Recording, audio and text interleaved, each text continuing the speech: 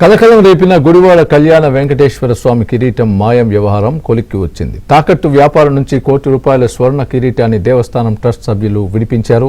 శనివారం కిరీటానికి సంప్రోక్షణ చేసి స్వామివారికి అలంకరిస్తామని కమిటీ ప్రకటించింది. ఈ సందర్భంగా ప్రశ్నలు అడిగిన మీడియాకు కమిటీ సభ్యులు పొంతనలేని జవాబులిచ్చారు.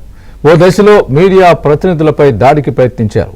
చివరికి కళ్యాణ మందిరం నిర్మాణం కోసమే కిరీటం తాకట్టు పెట్టినట్లు కమిటీ చైర్మన్ పోకూరి మోహన్ రావు ఒప్పుకున్నారు. తప్పు జరిగిందని మన్నించాలని దాత కుటుంబంతో మాట్లాడి కిరీటం స్వామివారికి అలంకరిస్తామని చెప్పారు.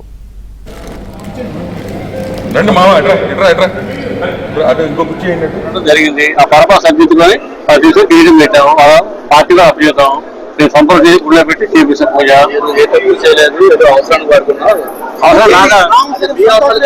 కళ్యాణం అవసరం డెవలప్మెంట్ కోసం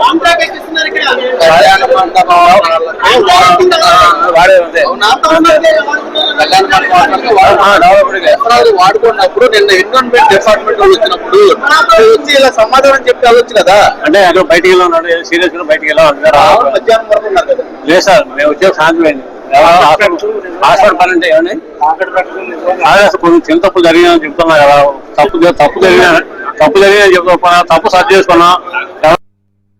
పోకూరి మోహన్ రావు గారిని దాని గురించి అడగ్గా అతను తాకట్టు పెట్టిన విషయం ఇతను నోటీసులోకి వచ్చి దాని మీద చర్య తీసుకోవాల్సిన రిపోర్ట్ ఇవ్వడం జరిగింది.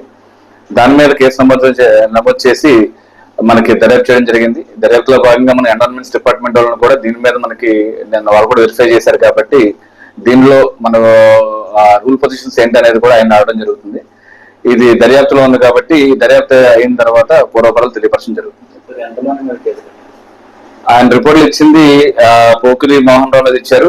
రిమైనింగ్ మనం బ్యాంక్ డీటెయిల్స్ ఇవన్నీ చూసుకుని కూడా దర్యాప్తులో భాగంగా ఇంకా ఎవరెవరు చూసుకుని వాళ్ళందరూ కూడా యాడ్ చేయడం జరుగుతుంది.